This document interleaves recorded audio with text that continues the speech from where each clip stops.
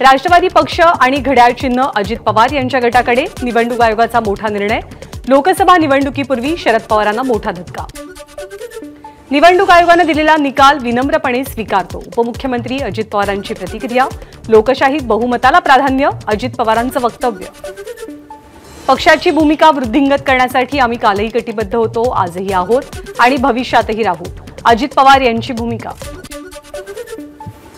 निवडणूक आयोगाच्या निर्णयानंतर शरद पवारांचा 2022 मधल्या भाषणाचा व्हिडिओ शरद पवार यांच्या गटाकडून शेअर।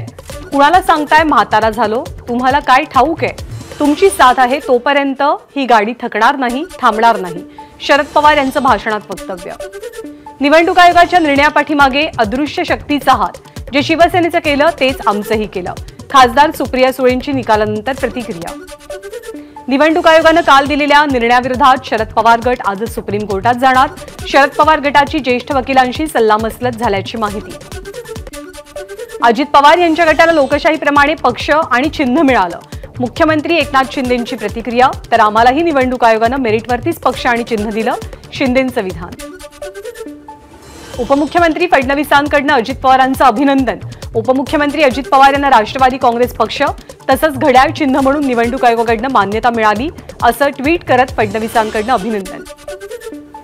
निवडणूक आयोगाने अजित पवारांच्या बाजूने निकाल दिल्यावर नितेश राणेंची एक्स माध्यमातून शरद पवारांवर खोचक टीका। व्हिडिओ प्रसारित करत एकच बॉस देवेंद्र फडणवीस असा उल्लेख। काकांचा पक्ष हिसकावणं सोपं आहे, पण स्वतःच्या बळावरती स्वतःचा पक्ष उभारणं म्हणजे राज ठाकरेंसारखा संघर्ष आणि संयम लागतो, मनसेचा अजित पवारांना टोला। निवडणूक आयोगाचा हा निकाल धक्कादायक, निकालाला आम्ही सर्वोच्च न्यायालयात आव्हान देऊ, शरद पवार गटाचे नेते जयंत पाटील यांची प्रतिक्रिया।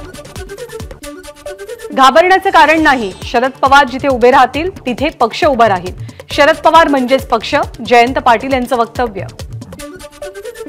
महाराष्ट्रामध्ये गुन्हेगारांचं राजकारण सुरू, शरद पवार गटाचे नेते जयंत पाटील यांची राज्य सरकारवर टीका। आमच्याकडे आमचे उमेदवार, दुसऱ्या पक्षात नेणाऱ्यांना आम्ही तिकीट देणार नाही, जयंत पाटील यांचं विधान। जेव्हा शिंदे गटाला शिवसेनेचं चिन्ह आणि पक्ष दिला तेव्हाच अजित पवार गटाच्या बाजूने निकाल येईल हे अपेक्षित होतं, विरोधी पक्षनेते वडेट्टीवारांची प्रतिक्रिया। मोदी सरकारच्या आदेशाने प्रादेशिक पक्ष संपवण्याची सुरुवात, निवडणूक आयोगाच्या निर्णयानंतर नाना पटोलेंचं वक्तव्य। वरिष्ठांच्या दबावाखाली निवडणूक आयोगाने निकाल दिलाय, मात्र एका अर्थाने ही लोकशाहीची हत्या आहे, अनिल देशमुख यांची प्रतिक्रिया। निवडणूक आयोग खरोखरच स्वतंत्र आणि निष्पक्ष आहे का? निवडणूक आयोगाच्या निर्णयानंतर आदित्य ठाकरेंचा सवाल। तर निवडणूक आयोग म्हणजे तडजोड बहाद्दर, आदित्य ठाकरेंची टीका। प्रादेशिक पक्षांनी राज्याच्या हितासाठी भांडू नये म्हणून पक्ष मोडीत काढण्याचं काम सुरू आहे, शरद पवार गटाचे खासदार अमोल कोल्हेंची केंद्र सरकारवर टीका। निवडणूक आयोगाच्या निर्णयानंतर शिवपुत्र संभाजी महानाट्य प्रयोगातली भूमिका साकारताना खासदार अमोल कोल्हेंचा व्हिडिओ व्हायरल। राष्ट्रवादी संदर्भात निवडणूक आयोगाचा निकाल अपेक्षित, ठाकरे गटाच्या नेत्या सुषमा अंधारेंची प्रतिक्रिया। या निकालाने भाजपने स्वतःच्या पायावरतीच धोंडा मारून घेतलाय, अंधारेंची टीका। सत्तेचा गैरवापर करून पक्ष आणि चिन्ह जरी बळकावलं असलं तरी पक्षाचा बाप आमच्या सोबत आहे, रोहित पवारांचं विधान। निवडणूक आयोग कधीच बायस नसतं, निवडणूक आयोगाचा निर्णय सर्वांनी स्वीकारायला हवा, त्यामुळे अजित पवार यांचं अभिनंदन। भाजपचे नेते आणि प्रदेशाध्यक्ष चंद्रशेखर बावनकुळेंची प्रतिक्रिया। अजित पवारांकडे आमदार नसते तर निवडणूक आयोगाचा निर्णय वेगळा असता, मंत्री सुधीर मुनगंटीवारांचं विधान। तर पक्षामध्ये 7-12 नावावरती नसतो, मुनगंटीवारांचा पवारांना टोला। घड्याळ आणि वेळ दोनही दादांचीच, निवडणूक आयोगाच्या निकालामधनं आमचा निर्णय योग्यच होता हे नियतीनं पुन्हा सिद्ध केलं, धनंजय मुंडेंची प्रतिक्रिया।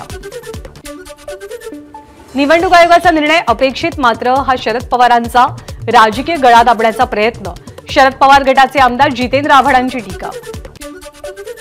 शरद पवार गटाकडे सुप्रीम कोर्टात जाण्याचा पर्याय, निवडणूक आयोगाला आजच चिन्हाचा पर्याय सादर होण्याची शक्यता।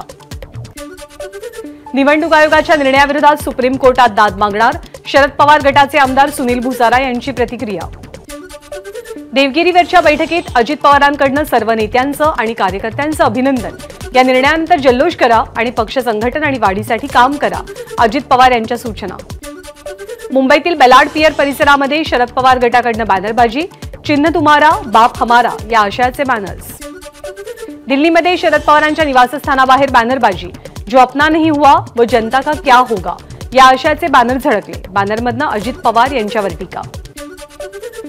निवडणूक आयोगाकडून राष्ट्रवादी काँग्रेस पक्ष आणि चिन्ह अजित पवार गटाला मिळाल्यानंतर नाशिकच्या येवल्यात मंत्री छगन भुजबळ यांच्या संपर्क कार्यालयाबाहेर जल्लोष. केंद्रीय राज्यमंत्री भागवत कराड यांनी घेतली उपमुख्यमंत्री अजित पवारांची भेट. निवडणूक आयोगाच्या निर्णयानंतर अजित पवारांना भागवत कराड यांच्याकडून शुभेच्छा. राष्ट्रवादी पक्ष आणि घड्याळ चिन्ह अजित पवार गटाकडे. हिंगोलीमध्ये अजित पवार गटाकडून जल्लोष, मिठाई भरवत आणि फटाके फोडत आनंद साजरा. निवडणूक आयोगाच्या निकालानंतर बीडमध्ये अजित पवार गटाचा जल्लोष, एकमेकांना पेढे वाटून आनंदोत्सव. आगामी निवडणुकात मोठ्या उत्साहात काम करणार, योगेश क्षीरसागर यांची प्रतिक्रिया. मनसेचे 3 नेते आणि उपमुख्यमंत्री फडणवीसांमध्ये गुप्त बैठक. संदीप देशपांडे, बाळा नांदगावकर, नितीन सरदेसाई यांनी काल घेतली फडणवीसांची भेट. मुंबई रेसकोर्सवरती मुंबईकरांसाठी आंतरराष्ट्रीय सेंट्रल पार्क बनवण्याचा सरकारचा मानस. कोस्टल रोडची रिक्लेम केलेली 200 एकर, रेसकोर्सची 120 एकर अशा 320 एकर जमिनीवरती जागतिक दर्जाचं सेंट्रल पार्क विकसित होणार, मुख्यमंत्र्यांची माहिती. रत्नागिरी सिंधुदुर्ग लोकसभा मतदारसंघासाठी भाजपकडून मोर्चे बांधणी. रत्नागिरी जिल्ह्यामध्ये 15 फेब्रुवारीला बूथ कार्यकर्ता संमेलन. चिपळूण, रत्नागिरी, लांजा, राजापूरसह आणखी इतर ठिकाणी बूथ कार्यकर्ता संमेलन होणार. महाविकास आघाडीत कोणत्या मुद्द्यांवरती सहभागी व्हायचं या संदर्भात वंचितची आज रणनीती निश्चित होईल. प्रकाश आंबेडकरांनी बोलावली ऑनलाईन बैठक. काँग्रेसचे माजी आमदार बाबा सिद्दीकी 10 फेब्रुवारीला अजित पवार गटात प्रवेश करणार. सरकार आपल्या दारी कार्यक्रमात बाबा सिद्दीकींचा पक्षप्रवेश. हातकणंगले लोकसभा मतदारसंघात राजू शेट्टींच्या विरोधात महाविकास आघाडी उमेदवार देण्याची शक्यता कमी. महाविकास आघाडी राजू शेट्टींना बाहेरून पाठिंबा देण्याची शक्यता. मराठा आंदोलकांवरील दाखल गुन्ह्यांबाबत राज्य सरकारची महत्त्वाची बैठक.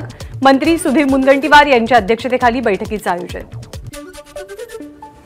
मराठा आरक्षणासंदर्भातील अधिसूचनेला कोर्टात आव्हान. मराठा बांधवांचं म्हणणं ऐकून घ्यावं यासाठी गंगाधर काळकुटे पाटलांकडून कॅव्हेट दाखल. मनोज जरांगेंनी अधिक ग्रामपंचायत लढवावी. छगन भुजबळांचं जरांगेंना आवाहन. त्यांना अभिक समाजाच्या आरक्षणावरती डल्ला मारण्याचं काम जरांगेंनी थांबवावं, भुजबळांचा सल्ला. सगळे सोयरे संबंधात सरकारनं जो अध्यादेश काढला त्याच्या अंमलबजावणीची प्रक्रिया 10 तारखेपासून सुरू करा. मनोज जरांगेंची मागणी. तर 10 तारखेपासून उपोषण.